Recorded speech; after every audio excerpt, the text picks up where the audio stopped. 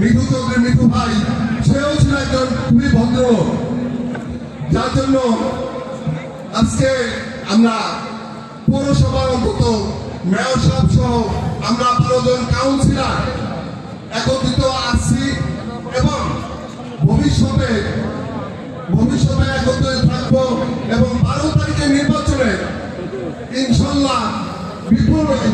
পৌরবাসী আমরা সকলেই বিপুল পরিমাণে ভোট দিয়ে আমরা নাদিয়া আপাকে ধানের শীষে ভোট দিয়ে নাদিয়া আপাকে জয়যুক্ত করব। আর এই যে